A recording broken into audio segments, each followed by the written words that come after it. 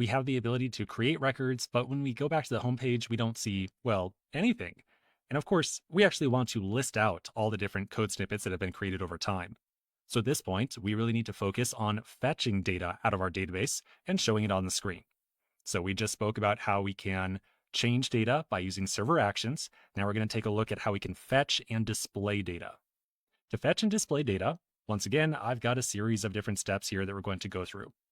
Anytime we need to fetch data, we're going to create something called a server component. And so right away on step number 1, we kind of get derailed. What in the world is a server component? Let's do a quick aside and figure out exactly what a server component is, and then come back very shortly and complete the rest of these steps. Okay, so as a reminder, we just spoke about this. When we work with Next.js, some of our code is running on the server, some is running on the client. And you can even see on this diagram, I've got something called server components and client components. So those are the two things we're really going to be talking about in this video. Whenever we work on a Next application, we're going to build our app out of two kinds of components. First kind is called server, second kind is called client. Now the first question that probably comes to your mind is obviously, what is the difference? What's the difference between these two things? So let me put it very simply to you. A client component is like the same kind of React component you are already used to using. It is a function that returns some JSX. It is going to return some JSX that's going to be rendered into HTML and then displayed on the screen. And a client component can use all the classic features of a React component, such as hooks, event handlers, and so on. So classic or client components are pretty much something you already are used to using and something you probably already understand.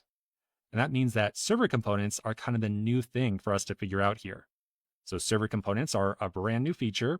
They bend the rules of traditional components just a little bit.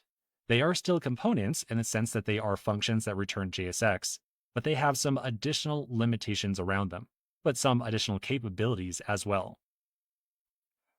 Another follow-up question you might have here is, okay, when should we use one or the other? Well, as much as possible, we are going to generally prefer to use server components. The reason for this is very simple. Server components are very closely integrated into Next.js. And if we use server components, we're generally going to get better performance and better user experience. So as much as possible, we generally prefer to use server components. Okay, a couple more notes here. All components we make inside of a Next.js project by default are server components. So that means that all the components we've been making already inside of our editor, so our snippet create page and the home page right here, and even our layout component, these are all server components. As a reminder, we want to use these as much as possible. One of the big, interesting kind of new features we get around server components is that they can use async await syntax directly in the body of our component. So that means that if we ever want to do some data fetching, we no longer need to use things like useState or useEffect.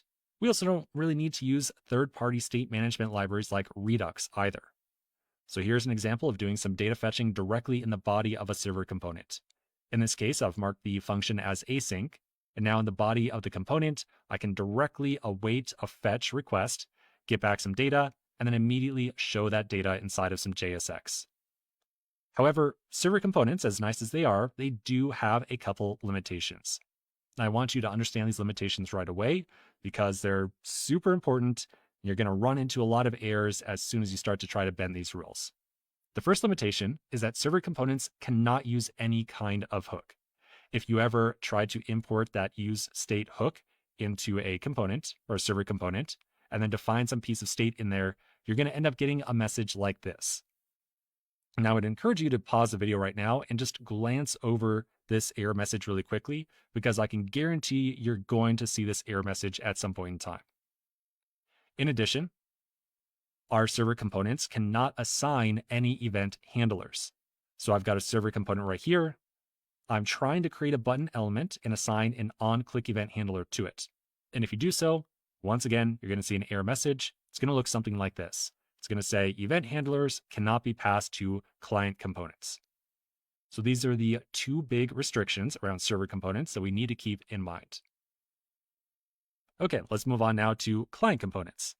To make a client component, all we do is make a typical component and then we write out a very special string at the very top of the file.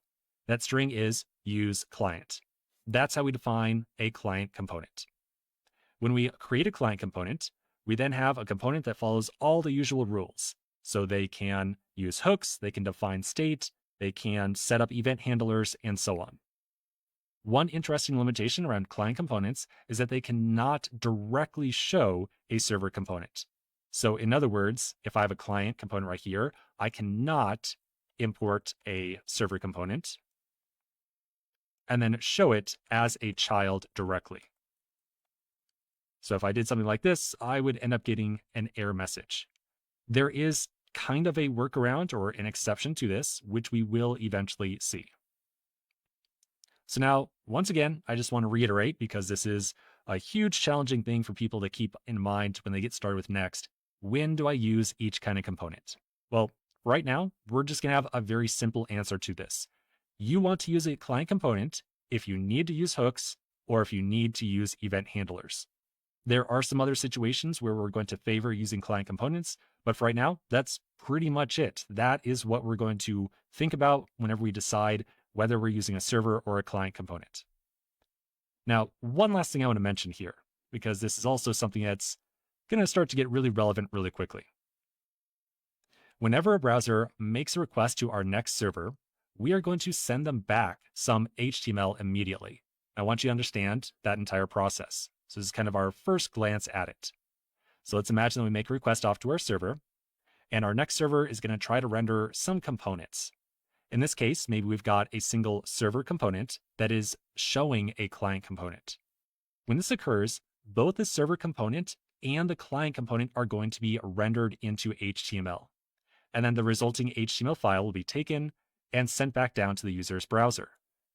Then that HTML file will have a script tag inside of it that says, look back to that Next server and also try to download some JavaScript. So this HTML file that we send down has just plain HTML content inside of it. There's no JavaScript in there. There's a little bit, but nothing really that useful for us. And we need to actually reach back to the server and get some JavaScript code that might implement some event handlers or state or something like that. So the HTML file is going to cause our browser to make a second request. This second request is going to go to the Next server. The Next server is then going to take a look at all of our different client components. It's then going to extract all the JavaScript from those client components into a file and send that file down to the user's browser, where it then gets executed.